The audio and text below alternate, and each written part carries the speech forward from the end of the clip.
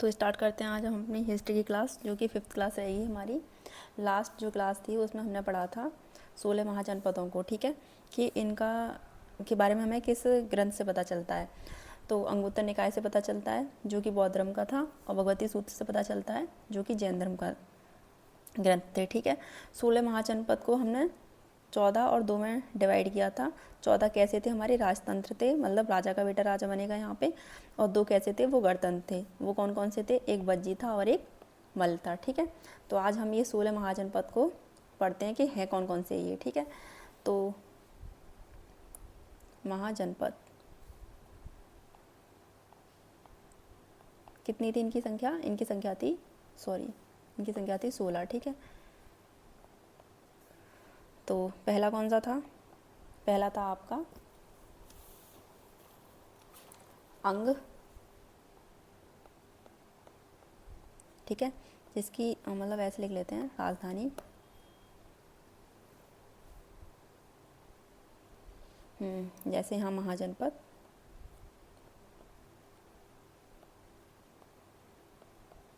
और यहाँ पे इनकी राजधानी। तो पहला था आपका अंग, इसकी राजधानी क्या थी, इसकी राजधानी थी राजगृह,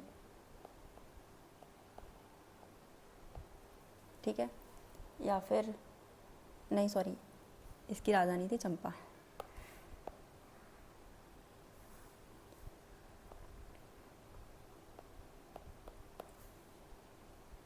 दूसरा था आपका काशी, इसकी राजधानी पता ही है, वाराणसी।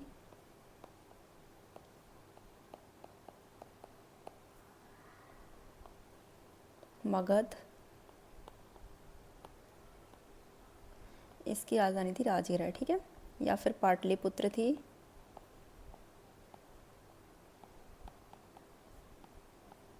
पाटलिपुत्र, या फिर वैशाली। 3 राजधानी थी इसकी। चौथा था आपका गांधार,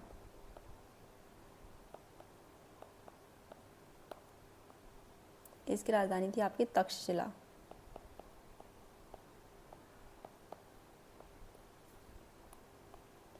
पांचवा था कुरु, इसकी थी इंद्रप्रस्थ।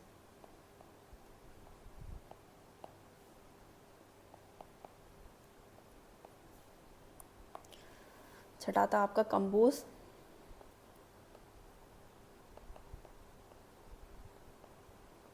ठीक है, इसकी राजधानी थी आपकी हाटक या फिर राजापुर।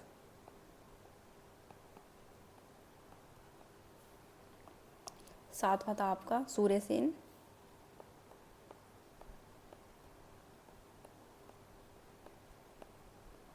इसकी राजधानी क्या थी, मथुरा। आठवां था आपका कौशल,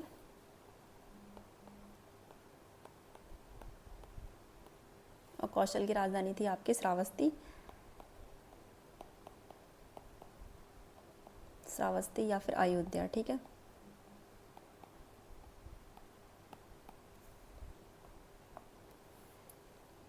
नवा था आपका चेंदी, और इसकी राजधानी थी शक्तिमती।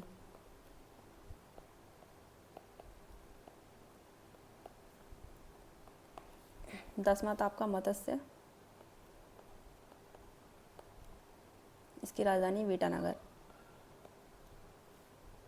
सॉरी विराटनगर, ठीक है।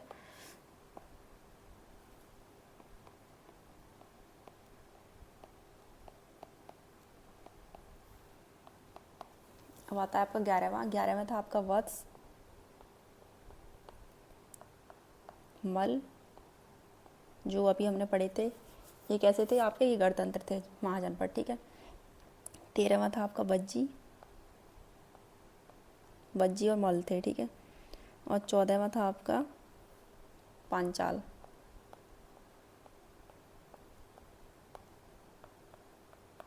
15वां अवंती, और लास्ट था आपका अशमक, ठीक है। और 16वां महाजनपद था आपका अश्मक, ठीक है।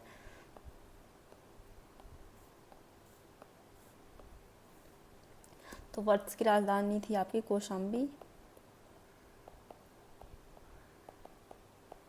मल की राजधानी थी आपकी कुशीनगर।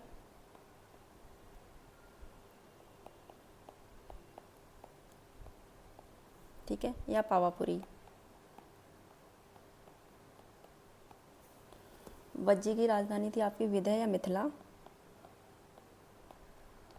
विंध्य या फिर मिथिला, ठीक है। पांचाल की राजधानी थी आपकी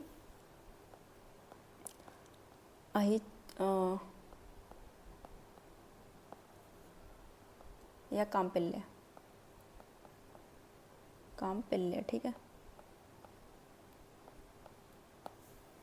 और अवंती की राजधानी थी आपकी उज्जैन,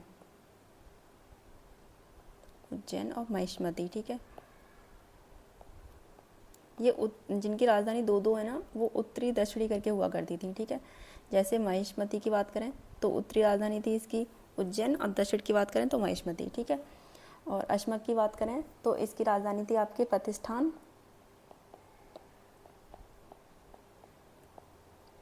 या फिर पैठान बोल दीजिए, ठीक है। तो ये थे हमारे 16 महाजनपद और उनकी राजधानियाँ। तो आपको इनकी जो राजधानी है वो बहुत इंपॉर्टेंट है, तो आपको इनकी राजधानी अच्छे से याद करनी है, ठीक है। तो ये पार्ट हमारा इंपॉर्टेंट रहेगा, राजधानी इनकी अच्छे से याद होनी चाहिए क्योंकि इनकी राजधानी बहुत पूछी जाती हैं। अब आगे करते हैं स्टार्ट हम। आगे अब स्टार्ट होता है यहाँ से हमारा मगध का उत्कर्ष या पूर्व मौर्य काल, ठीक है। तो अगला टॉपिक रहेगा आपका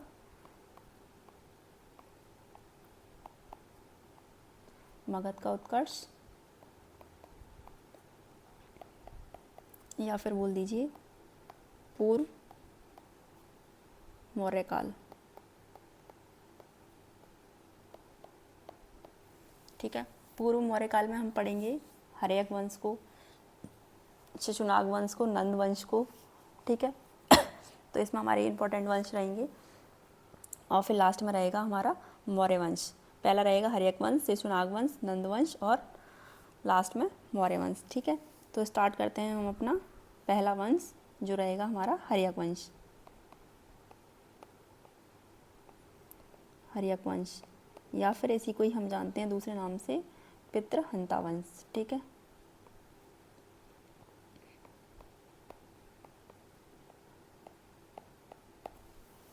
इसको कहते हैं पितृहंता वंश, ठीक है। तो इस वंश की स्थापना हुई थी आपकी 544 से लेके 492 BC, ठीक है। अब स्थापना की किसने थी, तो हर्यक वंश की स्थापना की थी आपकी, संस्थापक था इसका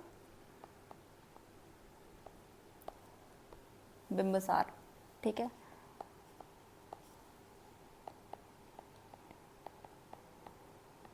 हर्यक वंश का संस्थापक कौन था, बिंबिसार। और इसकी राजधानी, इसकी राजधानी थी आपकी राजगृह या गिरिब्रज, गिरिब्रज, ठीक है, हर्यक वंश की। तो ये भी इम्पोर्टेंट है, ये भी पूछ लेता है। ये हर्यक वंश जो था या फिर बिंबिसार, ये किसके समकालीन थे, तो ये गौतम बुद्ध के समकालीन था, ठीक है।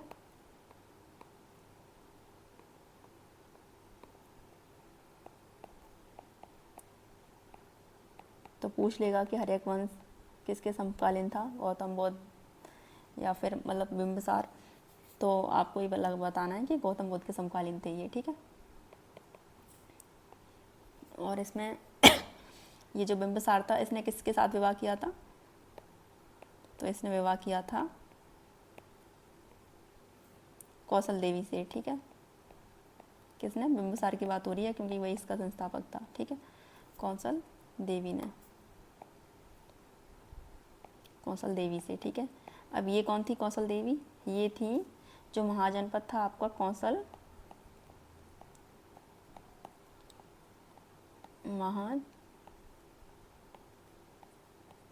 कौशल महाजनपद के राजा प्रसेनजीत की बहन थी ये। कौशल महाजनपद के राजा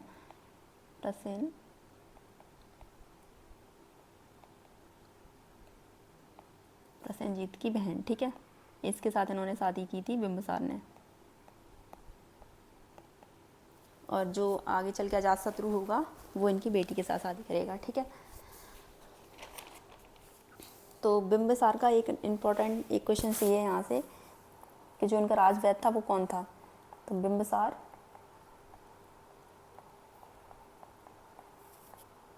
का राजवैद्य जो था वो था जीवक।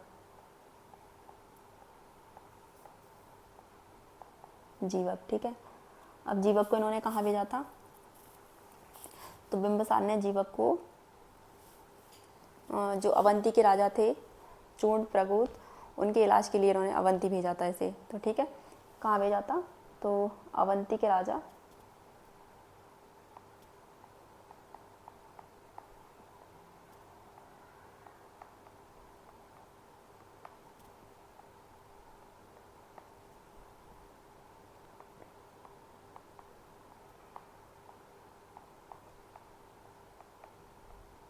इलाज के लिए, ठीक है।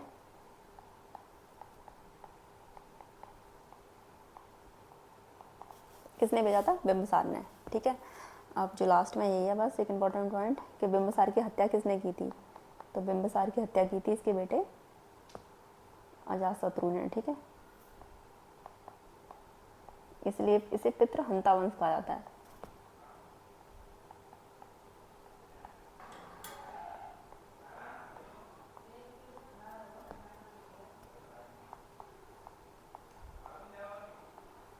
अजातशत्रु ने की, ठीक है।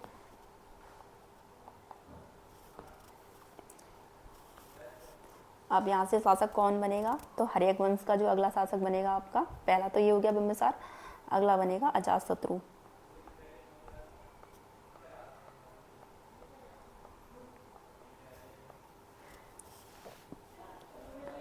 ठीक है।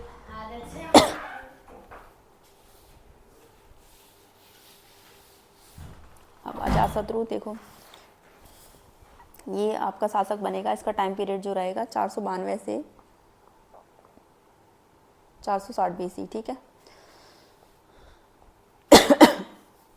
और ये पता ही है इसके बारे में आपको कि ये जो बौद्ध धर्म की प्रथम बौद्ध संगीति हुई थी उसमें ये कौन बना था, उसका शासक था ये, ठीक है, या उसका राजा था। तो प्रथम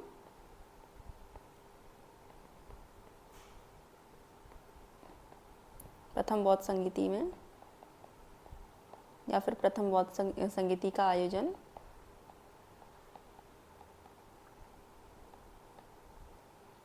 अजातशत्रु ने कराया था, ठीक है। जो कि इम्पोर्टेंट है, ये क्वेश्चन भी बहुत पूछा जाता है।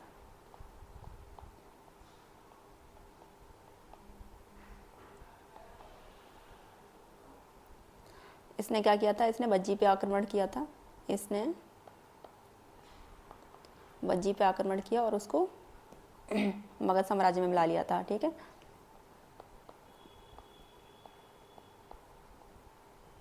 आक्रमण किया और उसे मगध साम्राज्य में मिलाया, ठीक है।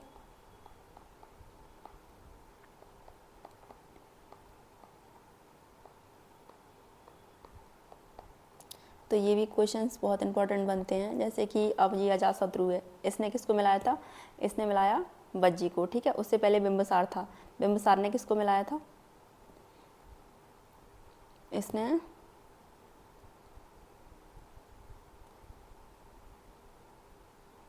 अवन जैसे, हाँ, इसने तो कौशल महाजनपद के राजा प्रसेनजीत से शादी की, उनकी बहन से शादी करी थी। तो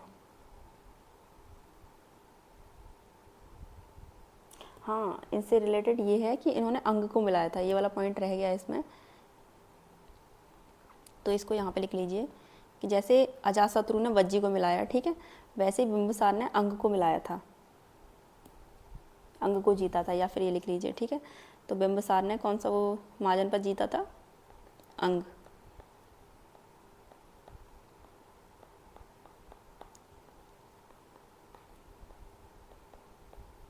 तो देखो ये क्वेश्चंस जो बनते हैं ना आपके, वो यहाँ से बनते हैं। जैसे ये भी इंपॉर्टेंट क्वेश्चंस बन जाते हैं कि बिंबिसार ने किस महाजनपद को जीता, तो इन्होंने जीता था अंग को। अजातशत्रु का पूछेगा किसने किसको जीता, तो उसने जीता वज्जी को, ठीक है। और इनको अपने मगध साम्राज्य में मिलाया इन्होंने। अब देखिए अब आगे इसके साथ भी यही होगा जैसे इसने किया अपने पिता के साथ, कि इसकी भी हत्या कौन कर देगा, इसकी भी हत्या इसका पुत्र उदयन करेगा, ठीक है। तो इसकी हत्या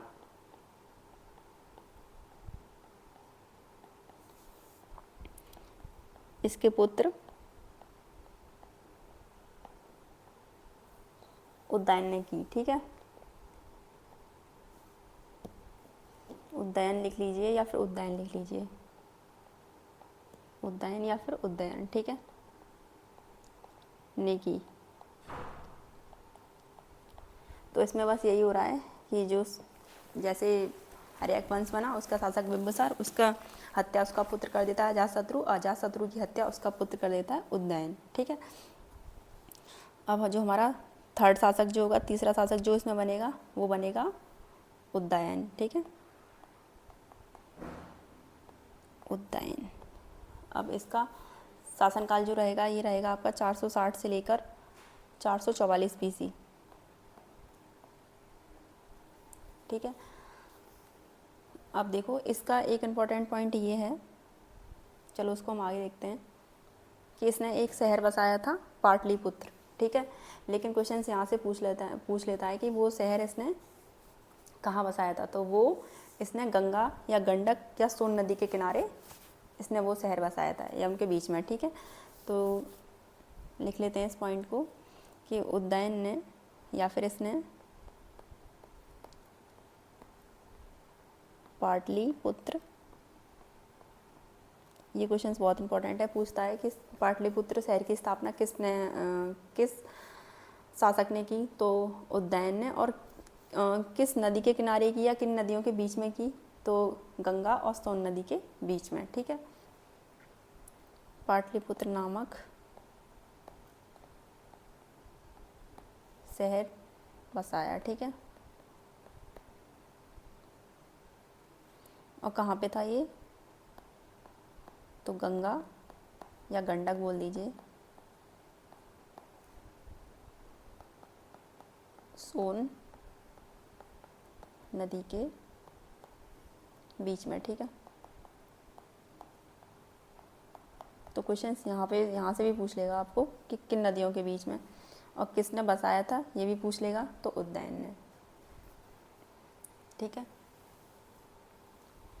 अब आगे चलते हैं।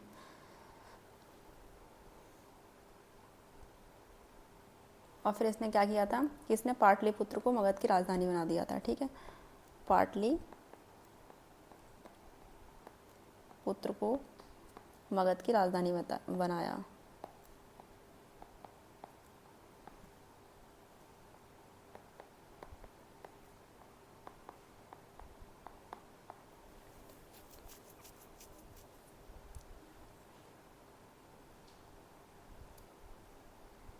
ठीक है। अब यहाँ से इसकी जो हत्या करता है, इसकी हत्या जालक करता है, ठीक है, या फिर शिशुनाग वंश की स्थापना होगी इसके बाद। और जो इसका अंतिम राजा जो होगा वो होगा आपका नागदशक, ठीक है। तो ये लिख दीजिए ये पॉइंट कि इस वंश का अंतिम शासक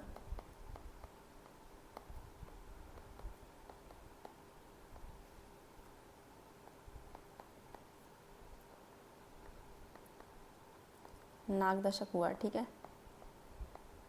तो यही यहाँ पे इसमें यही 3 इम्पॉर्टेंट शासक थे। और इसके बाद स्टार्ट जो होगा हमारा वो होगा शिशुनाग वंश।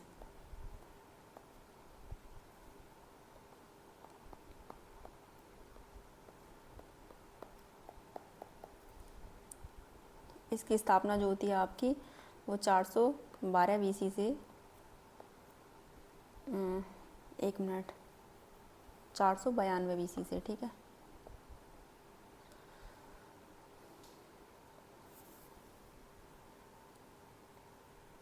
चार सौ बारह से 394 BC, ठीक है। ये डेट में देख लीजिएगा, डेट में थोड़ा कन्फ्यूज़न हो रहा है, सही है या नहीं, ठीक है। आगे इस वंश का जो संस्थापक होता है वो बताइए आपको, शिशुनाग है। तो संस्थापक कौन हुआ? शिशुनाग।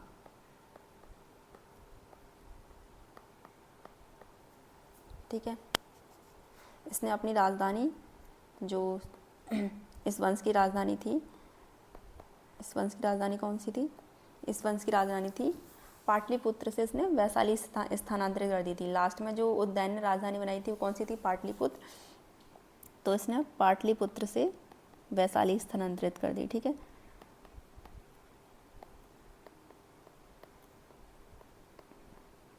वैशाली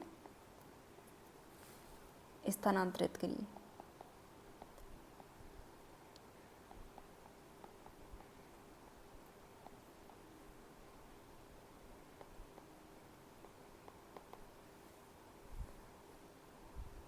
अब इसने क्या किया था, जैसे आपने बिंबिसार का पढ़ा कि उसने अंग को मिलाया, अजातशत्रु का पढ़ा कि उसने बज्जी साम्राज्य को मिलाया या महाजनपद को मिलाया, ऐसे ही इसने मिलाया था अवंती को। ठीक है, तो इसने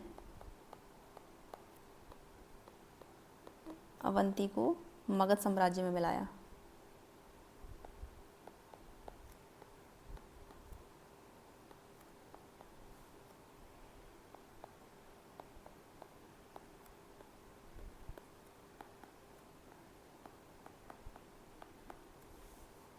ठीक है, हाँ। अब इसके बाद जो आता है इसका उत्तराधिकारी वो बनेगा कालाशोक। ठीक है, तो लास्ट पॉइंट कि इसका उत्तराधिकारी यानी कि इसका बेटा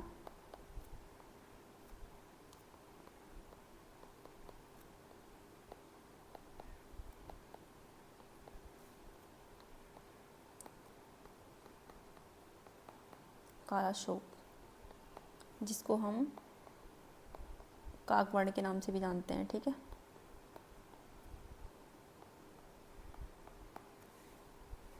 तो ये था इसका पहला शासक। और दूसरा कौन हुआ इसका शासक?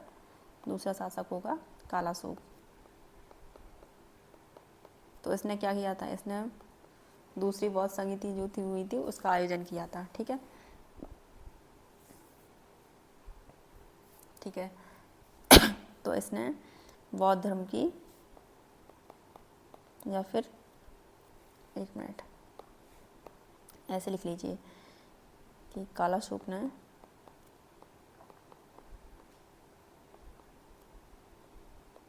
द्वितीय बौद्ध संगीति का आयोजन किया था। ठीक है,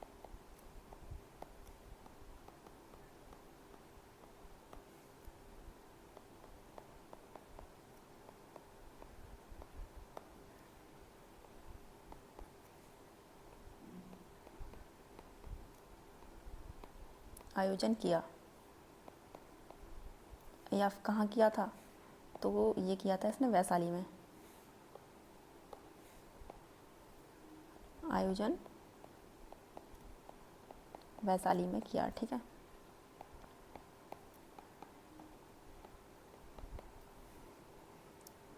और इसकी राजधानी, इसने राजधानी देखो इसने क्या कर दिया, वैशाली स्थानांतरित कर दी थी। किसने? शिशुनाग ने। इसने दोबारा से लौटा के पाटलिपुत्र स्थानांतरित कर दी। ठीक है, तो राजधानी पूछ लेता है, बहुत इंपॉर्टेंट है क्योंकि बार बार इधर से उधर हुई हैं। तो ये पाटलिपुत्र में।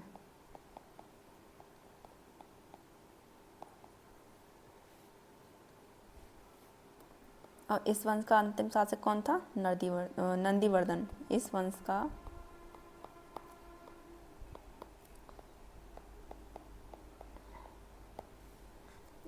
का अंतिम शासक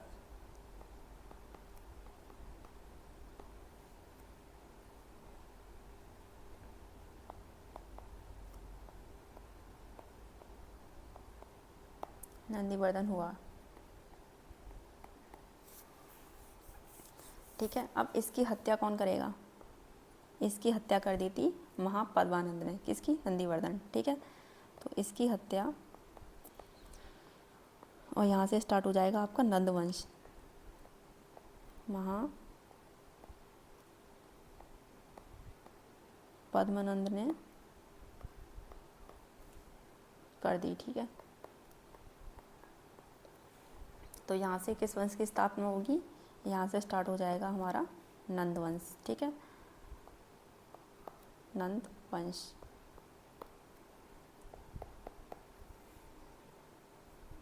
तो इसकी स्थापना का जो समय है वो 344 से मानते हैं 323 BC।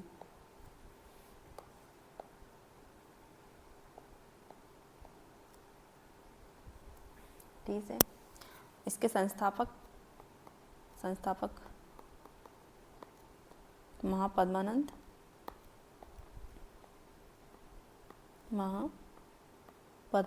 ठीक है। अब इनका क्या था कि इनके थे 8 पुत्र। कितने पुत्र थे इनके? 8 पुत्र महापद्मानंद के, ठीक है, जिन्होंने बारी बारी से शासन किया था, जिन्होंने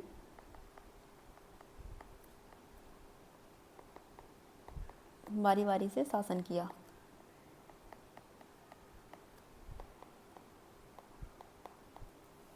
ठीक है। और इस वंश का जो अंतिम शासक हुआ, हाँ ठीक है चलो ये, और लेकिन हम एक पॉइंट इसमें और ऐड कर लेते हैं, जैसे महापद्मानंद हैं, ठीक है, इनको हम किन और नाम से जानते हैं? तो महापद्मानंद उनके उपनाम,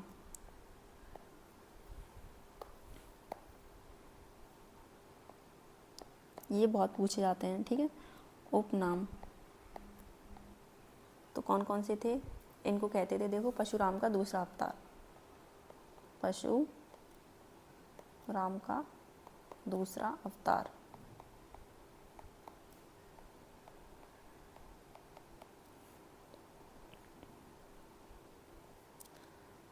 और किस नाम से और क्या थे इनके उपनाम? तो इनके और उपनाम थे सर्व छात्रक, ठीक है, और एक था एकराट। एकराट का मतलब जो सभी दिशा में अपना राज्य फैलाए, ठीक है, सभी दिशा में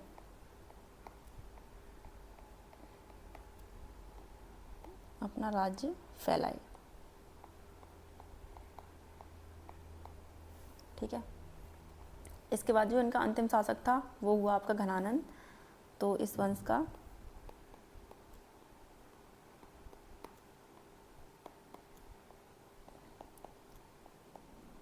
अंतिम शासक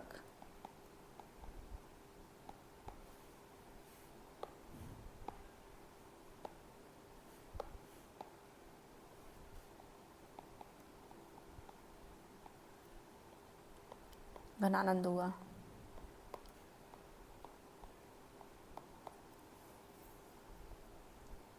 ठीक है।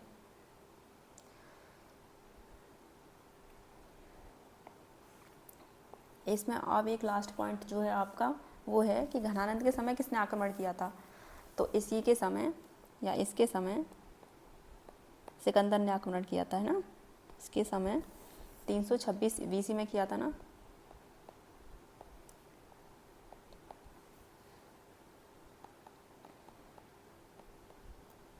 सिकंदर ने आक्रमण किया, ठीक है। तो ये यहाँ पे हमारा नंदवंश ख़त्म होता है। अब यहाँ क्या था कि यहाँ पे जब ये नंदवंश चल रहा था या इसका दी एंड होने वाला था, तभी विदेशी आक्रमण हुए थे, ठीक है। तो कितने हुए थे? 2 विदेशी आक्रमण हुए थे यहाँ पे इस टाइम पे, तो वो भी इम्पोर्टेंट है, वो भी देख लीजिए, ठीक है। ये कौन कौन से थे? सबसे पहला जो था आपका वो था ईरान का आक्रमण, या ईरानी आक्रमण बोल दीजिए, ईरानी आक्रमण।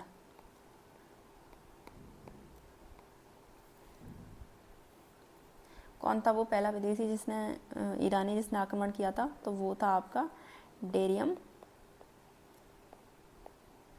फर्स्ट, ठीक है, जिसने विदेशी आक्रमण किया था, ठीक है। और फिर क्या हुआ कि इसी आक्रमण के बाद बेरियम प्रथम ने फर्स्ट आक्रमण किया, या यहाँ पे लिख लीजिए प्रथम विदेशी आक्रमण। इसी आक्रमण के बाद क्या हुआ कि ईरान और भारत के बीच में व्यापार शुरू हो गया था, ठीक है। तो इसी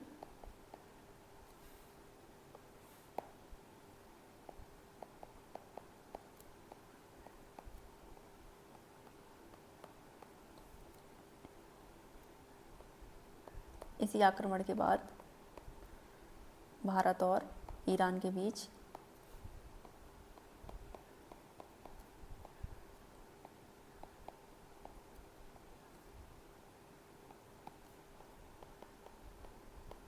व्यापार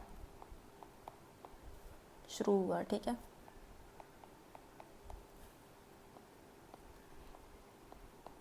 और एक और चीज़ पूछ लेता है कि खरोष्टी लिपि जो थी उसकी शुरुआत भारत में इसी टाइम पे हुई थी, ठीक है। तो भारत में ईरानी आक्रमण जब हुआ था, खरोष्टी लिपि की शुरुआत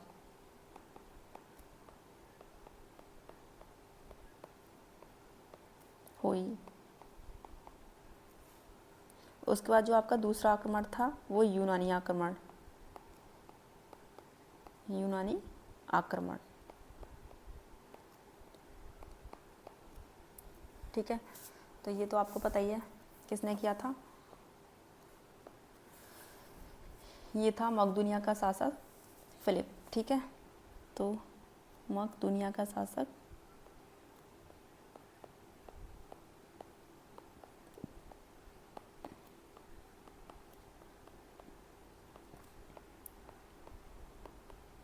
फिलिप पाए, ठीक है। मकदूनिया का शासक फिलिप था, जिसका पुत्र सिकंदर, अभी किया था ना घनानंद के टाइम पे, जिसका पुत्र सिकंदर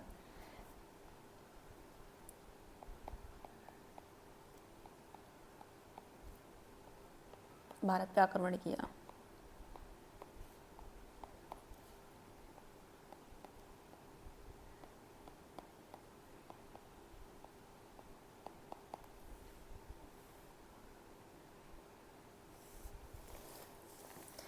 ठीक है। अब देखो जो आपकी तीसरी शताब्दी चल रही थी ना, तीसरी शताब्दी में इसने क्या किया सिकंदर ने कि ईरान का अंत कर दिया था, क्योंकि ईरानी आक्रमण इससे पहले हुआ था और वहाँ पे डेरियम थर्ड को इसने पराजित किया था। तो ये भी इम्पोर्टेंट है, ये भी लिख लीजिए कि तीसरी शताब्दी में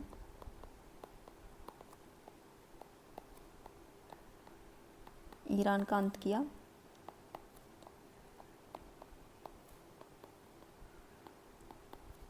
और डेरियम थर्ड को इसने हराया था, ठीक है।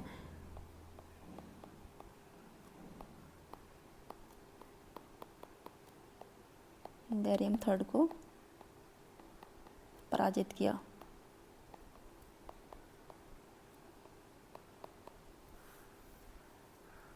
ठीक है। 326 बीसी में इसने क्या किया था, भारत पे आक्रमण किया था। तो 326 बीसी में इसके और पोरस के मध्य युद्ध हुआ था, ठीक है। किसके? 326 बीसी में सिकंदर और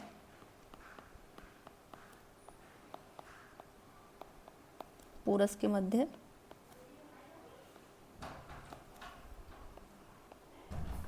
युद्ध हुआ।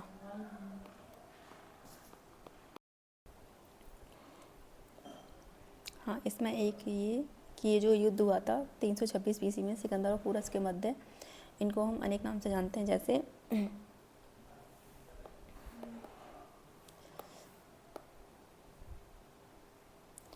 हाइडेस्पीस का युद्ध, हाइडेस्पीस, ठीक है। ये पूछ लिया जाता है क्वेश्चंस बहुत बार। वितास्ता का युद्ध,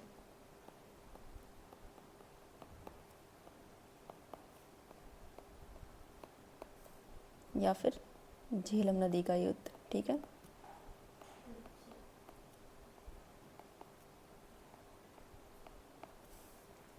तो इन नामों से हम इसे जानते हैं।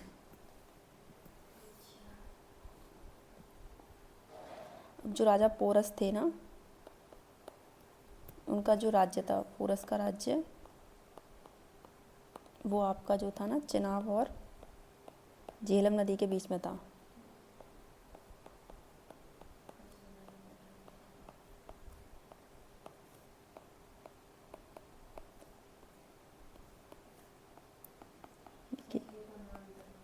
बीच में था।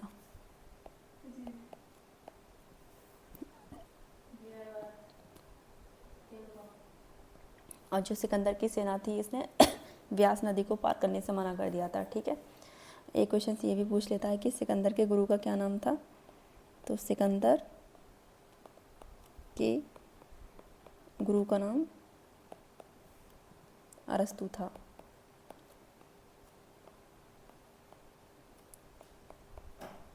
अरस्तु, ठीक है। और इनकी जो बुक थी वो थी आपकी पॉलिटिक्स।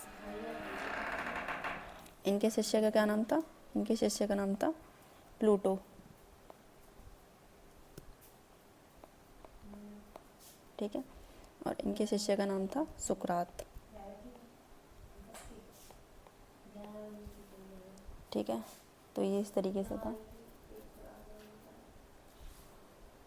तो यहाँ पे ये हमारा जो ख़त्म होता है। एक चीज़ ये थी इसमें कि सिकंदर के जो सेनापति थे, ये भी देख लीजिए। सिकंदर के सेनापति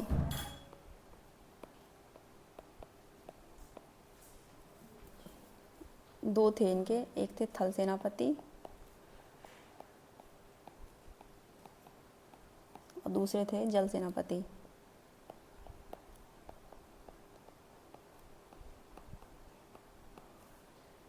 थल सेनापति कौन थे। वो थे सेल्यूकस निकेटर,